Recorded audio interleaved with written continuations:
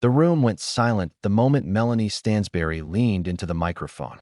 Not because people expected a routine statement, but because everyone could feel something different in her voice, sharp, deliberate, and loaded with a kind of determination that doesn't show up in Congress unless someone is about to drop a political earthquake.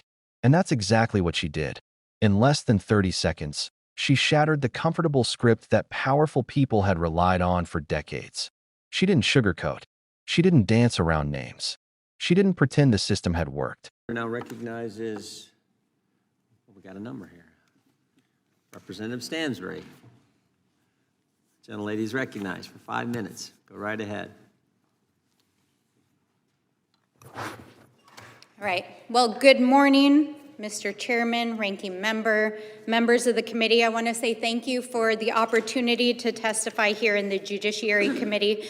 It's an honor to be here to discuss a case that is as serious as it is urgent, and that is the ongoing congressional inquiry into the Jeffrey Epstein case and the failures of the criminal justice system to hold powerful individuals accountable.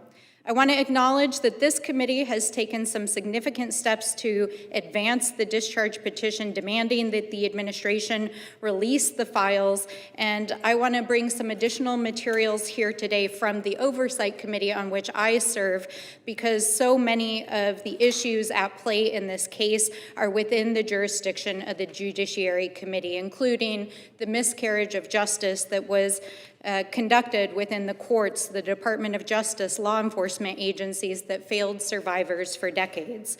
So let me begin with this. This is not a partisan issue. Sexual violence is not a partisan issue. Justice for survivors is not a partisan issue. And the pursuit of truth, transparency, and accountability is not a partisan issue. It is essential to restoring trust in our institutions, especially when powerful individuals, whoever they are, have engaged in criminal misconduct and escaped scrutiny and prosecution. The Oversight Committee's work is focused on 3 central questions. What powerful individuals were engaged in criminal behavior? Why did the justice system repeatedly fail women and girls who were groomed, raped, trafficked, and abused? And were individuals with significant influence shielded from proper investigation and accountability? And how do we pursue justice today? Questions that are surely within the clear jurisdiction and interest of this committee. In recent weeks, pursuant to a subpoena, the Oversight Committee has received tens of thousands of documents from the Epstein estate, including more than 1,600 references to the current president. These include emails, correspondence, financial records, litigation documents, and statements attributed to Epstein himself. I want to be clear, these documents contain allegations including sworn statements that must be evaluated through a full, transparent, investigative lens and process. And this is precisely why releasing the full, unredacted Epstein files is essential, and why this public inquiry is also essential. Among the materials I will reference are a sexual assault case in which Donald Trump appears to have been subpoenaed, served, and deposed, sworn statements involving a then 16-year-old who was recruited at Mar-a-Lago, who alleged that she was groomed and assaulted by Epstein and others, including those with significant global influence, emails and correspondence in which Epstein states that Trump knew about the girls and that minors were being recruited from Mar-a-Lago, that Trump was present at Epstein's residence on numerous occasions, and that Epstein possessed photographs of Trump with young girls, and that Trump was, quote, the dog that hadn't barked, a phrase that Epstein used to suggest Trump's potential silence to police. The documents also reference financial transfers between Epstein and Trump, discussion of Trump's business affairs, and concerns about potential money laundering through real estate transactions, all matters that may or may not have criminal significance and clearly warrant investigation. Additionally, we have documents from the Epstein estate in which Epstein himself assessed that he faced a mandatory minimum of at least 10 years in prison, yet the Justice Department declined to prosecute him under federal law despite recommendations from his own line prosecutor. And these statements appear to directly conflict with sworn testimony that the Oversight Committee received from U.S. Attorney Alex Acosta just a few months ago, when he claimed that credible evidence to pursue federal charges was not there. Together, these materials are a substantial body of evidence, and it is evidence that the American people deserve and demand to see. Justice matters because those who abused, enabled, financed, and protected this criminal enterprise must face the truth and must face consequences. And transparency is essential for healing and restoring confidence in the rule of the law, and it is essential because Congress has a responsibility to ensure that our justice system protects victims, not perpetrators. And that includes strengthening victims' rights legislation that will likely move through this very committee. And so part of why I am here today is to advocate to please take the partisanship out of this case. Please address the facts as you see them before you. Please join us in this investigation, and please help us hold these people accountable. Thank you. Thank you, Representative. Appreciate you sharing today.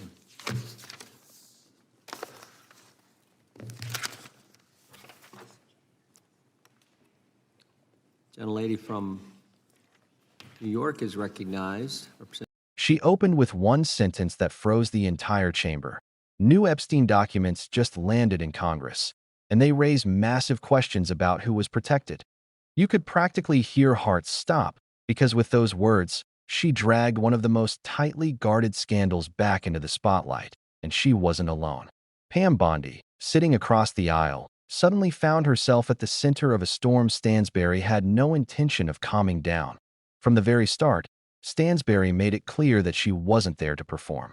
She was there to expose what she called decades of institutional failure. Failures that had protected the influential, ignored survivors, and buried evidence the public never got to see. Her tone wasn't angry. It was something more dangerous. It was controlled. And when someone walks into a hearing with controlled fire in their voice, the people who should be worried know it instantly. That's why the shift in the room was so obvious. Members who came expecting another routine political back and forth now understood they were witnessing something different. Stansbury wasn't sticking to the usual script. She was rewriting it, and Pam Bondi, appointed to oversee the very department being questioned, was suddenly in the crosshairs. What made Stansbury's opening so devastating was how she stripped away the usual shields. No party labels. No finger-pointing at the other side. No hiding behind familiar talking points. She said, in plain language, that sexual exploitation is not a partisan issue. Justice for survivors is not a partisan issue. And transparency in a case that destroyed countless lives should never have been twisted into political ammunition. That framing was a direct challenge to Bondi, who had repeatedly argued that the calls for full transparency were rooted in politics. Stansbury flipped that narrative upside down. She wasn't there to play political games. She was there to demand answers. Then she revealed what the committee had actually received. Tens of thousands of pages from the Epstein estate. Emails, internal messages, financial transfers, deposition notes, and references to individuals who had somehow slipped past the justice system untouched. Her voice didn't shake when she said it. She wasn't speculating. She wasn't dramatizing. She was laying out what was already in Congress's possession. And among those documents were references to influential figures, global power players, and individuals who had moved in the same circles Epstein operated in for years. Some of the claims were old rumors resurfacing. Others were new. And all of them, she emphasized, were allegations that demanded investigation, not silence. What struck the room most was when she described sworn statements involving a teenager recruited at a well-known luxury club, someone who said she was groomed and assaulted by Epstein and others with immense influence. Stansbury didn't embellish. She didn't sensationalize. She simply read from the record. And that's what made it devastating. She also referenced documents suggesting that Epstein himself had expressed confidence that certain individuals would stay quiet, a cryptic claim that immediately raised questions about how far the protection around him extended. Rumors online have long speculated about who he meant, and while Stansbury didn't draw conclusions, she made the point unmistakably clear. These documents raised more questions than answers, and those questions weren't going away. Pam Bondi didn't hide her discomfort. She pushed back, insisting that many of these references were unreliable, misleading, or taken out of context. But her arguments weren't landing. Not this time.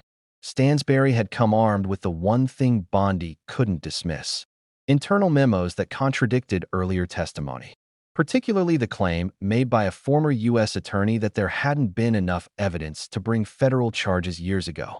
According to the documents in Congress's hands, that wasn't true, at least not according to internal assessments, some of which suggested investigators believed there was plenty of material to pursue a federal case, including mandatory minimum sentencing guidelines Epstein would have been subject to. Yet the case never moved forward, and that's where Stansbury turned the pressure directly onto Bondi. She didn't accuse her of wrongdoing. She didn't make claims about her motives. Instead, she asked a question no one wanted spoken aloud.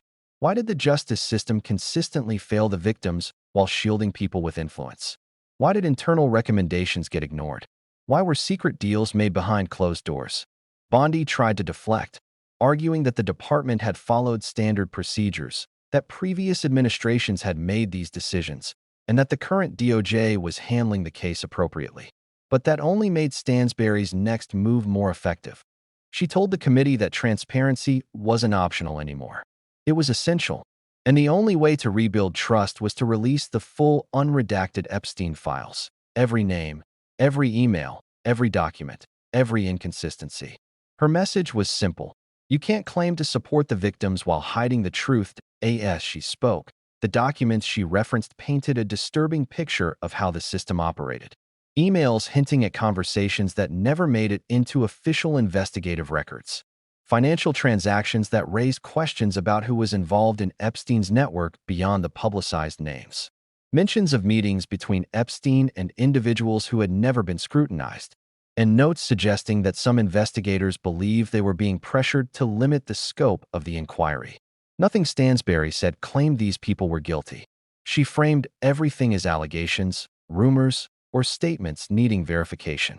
But she made it impossible for anyone to pretend the questions weren't legitimate. This is where Bondi stepped in more aggressively, accusing the committee of turning the case into a political weapon.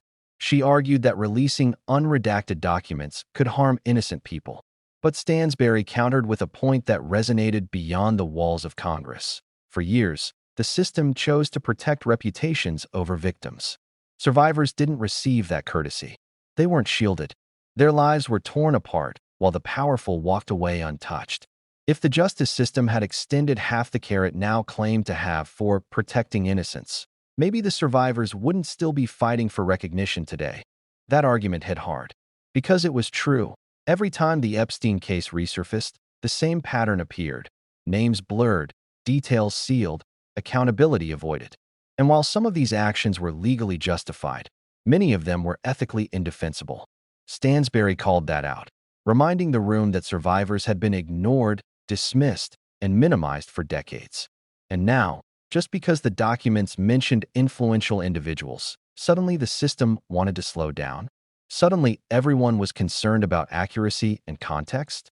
She wasn't buying it, and neither were millions watching. The most shocking moment came when Stansbury revealed that some of the new documents referenced potential concerns about financial irregularities, transfers, property dealings, and transactions that some analysts believed could have been used to move money discreetly.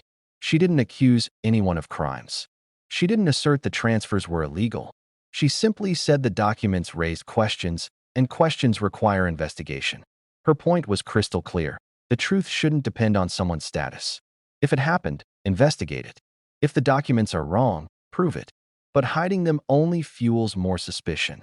Bondi attempted to regain footing by shifting the conversation toward procedure. How the files were obtained, how many were still being reviewed, what could legally be disclosed. But every procedural answer sounded like an excuse, and Stansbury knew it. That's why she finished by placing responsibility directly on Congress. She urged them to step out of their political corners and look at the facts in front of them. The American people weren't asking for theatrics. They were asking for honesty. They were asking to finally understand how one man built a network that lasted decades without being stopped.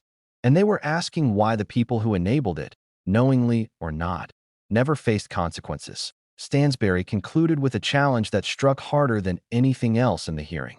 She asked Congress whether they were prepared to let this case fade into history like every other scandal involving powerful people, or whether they were finally ready to confront the uncomfortable truth. A truth that could expose corruption, negligence, and favoritism at the highest levels of law enforcement and political influence. Her message wasn't just for the committee. It was for the entire country. Justice means nothing if it only applies to those without power, and that's why this moment matters. Because for the first time in a long time, someone didn't flinch. Someone didn't tiptoe. Someone didn't try to preserve anyone's reputation. Stansbury walked into that room and forced a conversation that too many people in Washington would rather bury. And whether people agree with her or not, her message hit a nerve that can't be ignored.